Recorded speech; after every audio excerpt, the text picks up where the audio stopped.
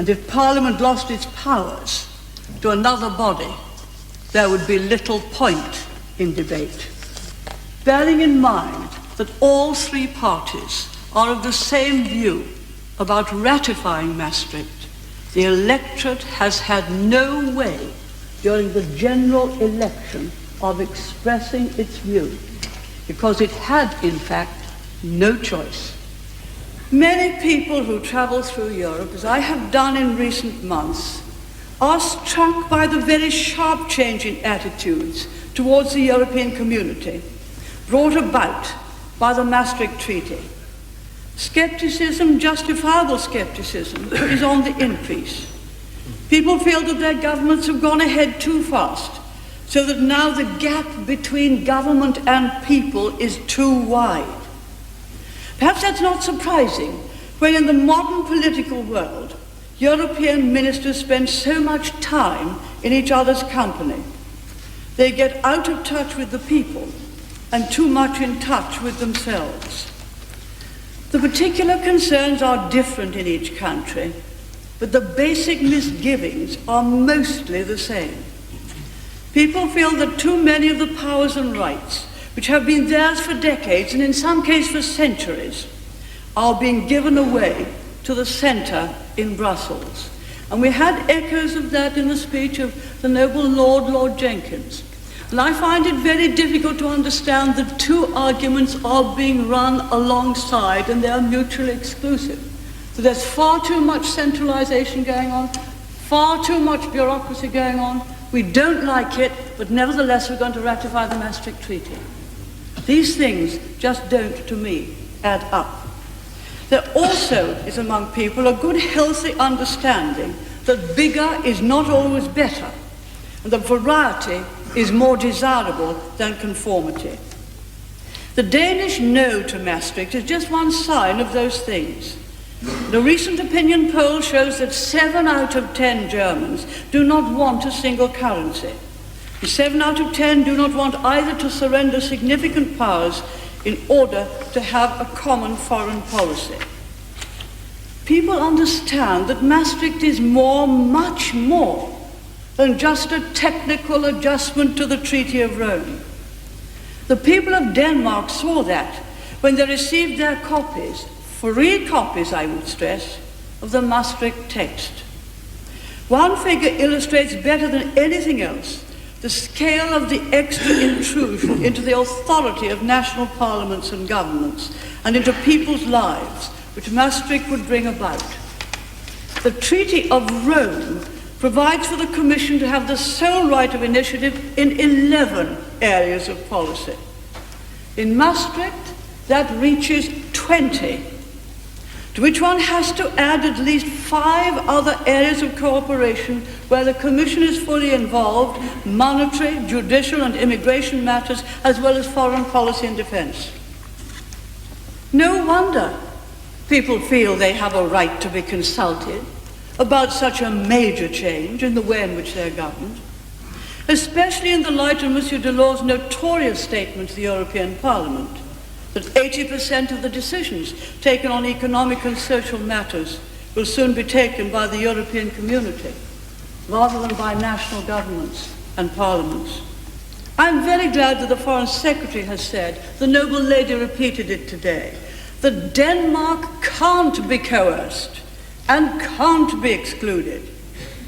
If that were to happen, the community would be breaking its own laws, which state with absolute clarity that Maastricht has to be ratified by all 12 member states if it is to come into force. If we allow that to be overridden in Denmark's case, each and every one of us will become vulnerable to being coerced or excluded on some other issue or on some other occasion in the future. We are an association of free peoples, free to take a democratic vote. Denmark has exercised that freedom. Is it now to be suggested she did something wrong or somehow she must change her mind? After all, our Prime Minister fortunately exercised our right to be different and not to be governed by the social chapter and not to be governed automatically by a single currency, although we agree the idea. We have done it. We are perhaps the oldest democracy and the freest. It's not for us to criticize others. And if ever it is suggested that each peoples cannot say no without an attempt at duress, that is a very, very serious matter for the community. And one would need to revise one's views of whether it is a community now of free peoples. There will no doubt be attempts to reopen the issue of the British rebate. I had some great budget battles in my day. The noble Lord was there, and I think witnessed, the noble Lord Jenkins was there and witnessed some of them and understood the point I was trying to make. I always found that the most effective weapon was no.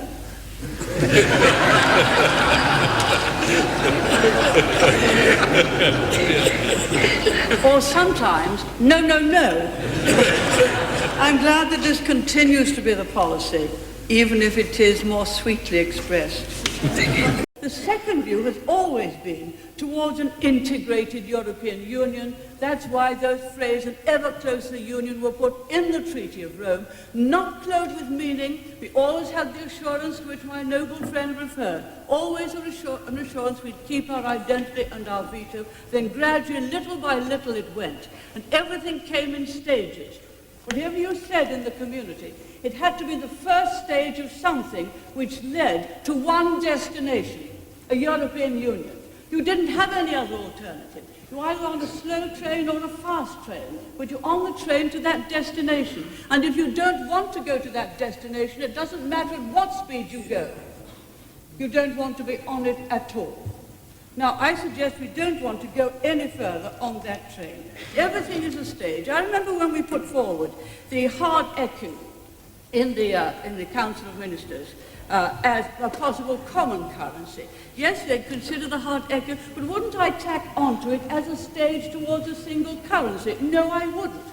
It is a simple staging, this same destination. And this is what Maastricht is all about, that destination, and it very nearly gets there. If you look at the 1972, when we went in, the assurances and the referendum assurances, they're all there for everyone to see. Some additional comments on the Maastricht Treaty. It starts in very clear terms. By this treaty, the high contracting parties establish among themselves a European Union. This treaty marks a new stage in the process of creating an ever closer union. There it is, straight out. A new stage, a very important, big step, because it creates a new political entity, something we've never had before. It creates a European Union. The article later, Article 8, creates a citizenship of the Union, something totally new. It establishes it. It applies to every person holding the nationality of a member state. The article refers to rights and duties and spells out the new rights which can be extended. Moreover, surely, if there's a citizenship, we would all owe a duty of allegiance to the new union. What else is citizenship about? And the duty to uphold its laws. What will happen if the allegiance to the union comes into conflict with allegiance to our own country? How will the European court find then? The Maastricht Treaty gives this new European Union all the attributes of a sovereign state. May I just quickly go through them? What are the attributes of a sovereign state? First, the citizenship. It gives it the right to conduct foreign policy and assert its identity on the international scene. The whole of this treaty has that. The right to frame a common defense policy, which in time could lead to a common defense. The treaty has that. It has its own Supreme Court of Justice, the guardian of its constitution. It has its own external boundaries. It manages its own economic and monetary policy. It will have its own central bank, ultimately including a single currency, hopefully not including us, although we've signed up to the idea of a single currency. It has a single market. It conducts its international trade negotiations as a unit. We have no authority to conduct trade negotiations. We lost that in 1972.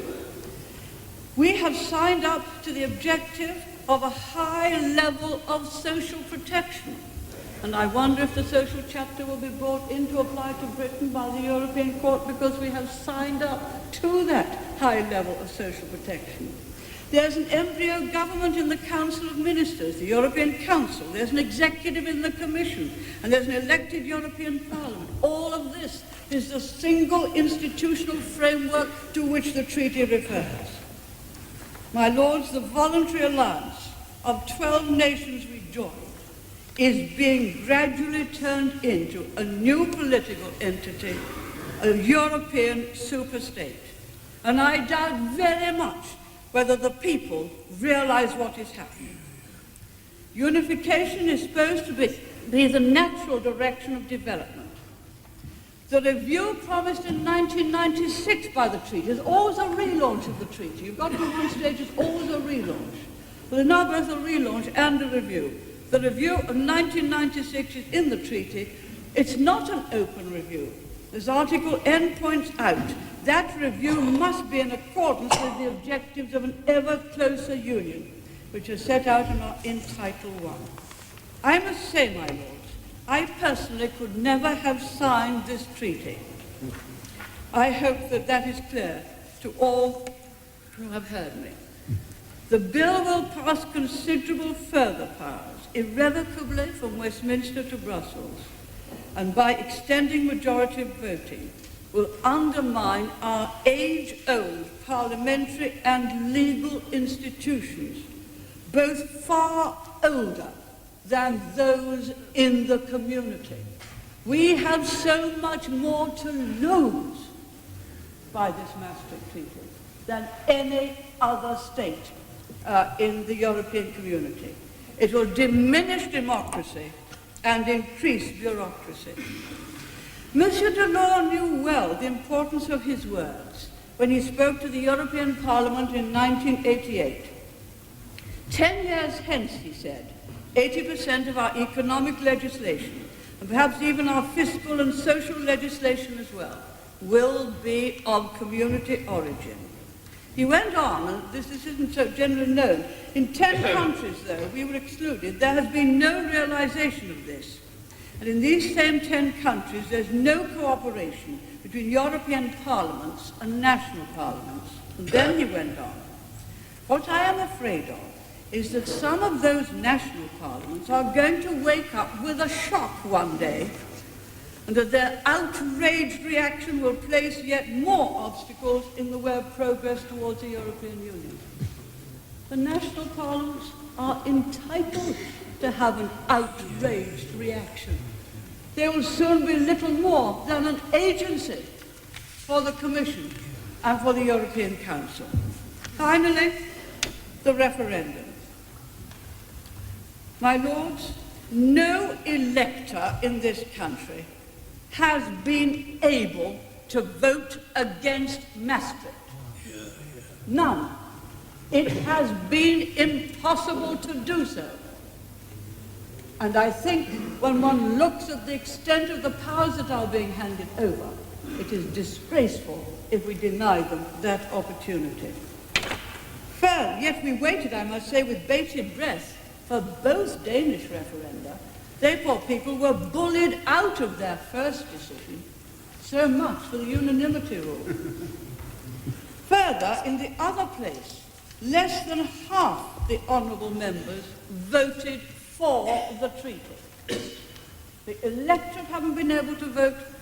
Half the honourable members in the other place, less than half, 292 out of some 650, voted for the treaty. We are in the Rome Treaty. We are in the Single European Act. We stay there. I believe that to hand over the people's parliamentary rights on the scale of the Maastricht Treaty without the consent of the people in a referendum would be to betray the trust as guardian of the parliamentary institutions, of the courts and of the Constitution, to betray the trust they have placed in us. I'm not sure what is meant by those who say that the party should return to something called one-nation conservatism. As far as I can tell, by their views on European federalism, such people's creed would be better described as no-nation conservatism. But today, the main challenge to limited government comes not from within these shores at all, but rather beyond them, from the European Union. There is, of course, also a challenge to self-government, and the two are closely connected.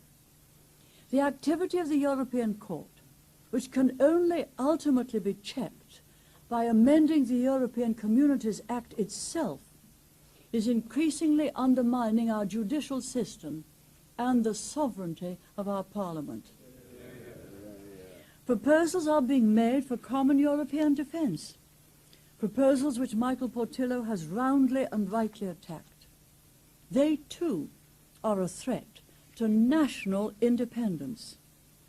But most important, of course, is the proposed single European currency, which, as John Redwood has argued, would be a major step on the way to a single European nation. For the European Union not only wishes to take away our powers, it wishes to increase its own.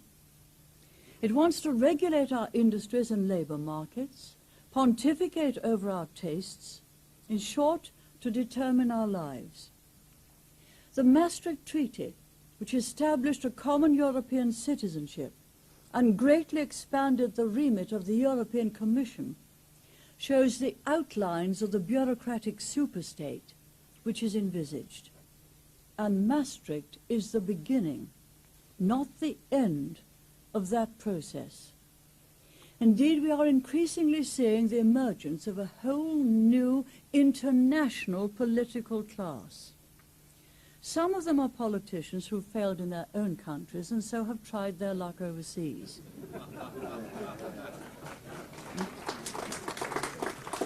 Some are officials who understand nothing of our British distinction between the legitimate powers of the elected and those of the unelected. Almost 50 years ago, the conservative journalist Combe Brogan wrote an incisive critique of the post-war Labour government with its arrogant bossiness and intrusive cack-handedness. He called it Our New Masters. The title is equally appropriate to the new European masters. And it's no surprise to me, as someone who always recognized the socialist destination of this Euro-federalist dream, that now the Labour Party welcomes it all so warmly. What they can't achieve in an independent, free enterprise Britain, they can hope to secure in a Euro-federalist Britain, whose people's instincts are ignored and whose parliamentary institutions are overridden. When we went into Europe, into a European economic community, most of us went in because we wanted a common market as large for our industrialists as you have here in America. We didn't want to go on to political union in any way. Now there's always a group in Europe that's taking things more and more towards integration, more and more towards a European Union, a European entity. Most of us don't want that. Most of the people don't want that. And so there was a great deal of opposition over the Maastricht Treaty, and I voted against that. And this opposition will not go away because we didn't vote to go into a European economic community in order to give up a large part of our parliamentary sovereignty to a European bureaucracy of non-elected people. Nor did we go into Europe to have a European court tell ours what to do and to override their judgments. And now we know the extent to which our parliamentary sovereignty is being diminished and the extent to which we're no longer masters of our own law. Then many people are rebelling against it.